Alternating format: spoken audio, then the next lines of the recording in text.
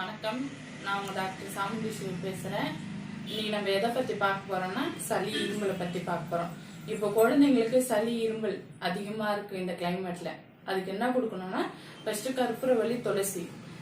கற்பூரவள்ளி துளசி வந்து கொஞ்சமாக ஒரு சின்ன குழந்தைங்களுக்குலாம் வந்து தாய்ப்பாலில் 2 சொட்டு கலந்து காலை இரவு 2 வேளை கொடுக்கலாம்.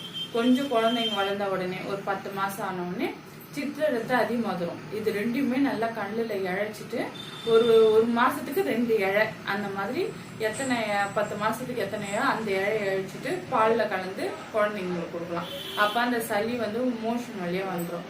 இப்போ கொஞ்சம் வளர்ந்தவங்களுக்கு ஒரு 15 வயசு இருக்கிறவங்களுக்கு ஆடதோட மணப்பாக கொடுக்கலாம். அந்த குழந்தைங்களுக்கே வந்து என்ன கொடுக்கலன்னா கற்பூரவள்ளி, துளசி, மிளகு, ஆடாதோட இஞ்சி இதை நல்லா கொஞ்சம் கொதிக்க வச்சுட்டு 1 டம்ளரை 1/2 டம்ளர் ஆக்கிட்டு கொஞ்சம் மஞ்சத்தூள் போட்டு கொடுத்தோம்னா பூஸ்டர் இம்யூனிட்டி பவர் பிடிக்கும். இது சளியும் பிடிக்காது. சரிங்களா?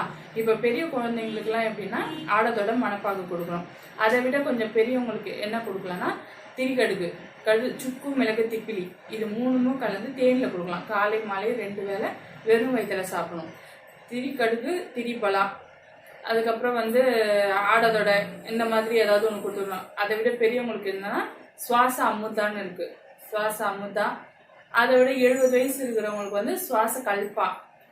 அந்த மாதிரி நம்ம வந்து ஒரு வயசுக்கு ஏற்ற மாதிரி கொஞ்சம் சுத்தண்ணில 2 மூடிக்கு 4 மூடி தண்ணின்ற மாதிரி காலை மாலை 2 வேளை குடிச்சிட்டு வந்தாங்கன்னா சளி இருமல் அவ்வளோவா வராது.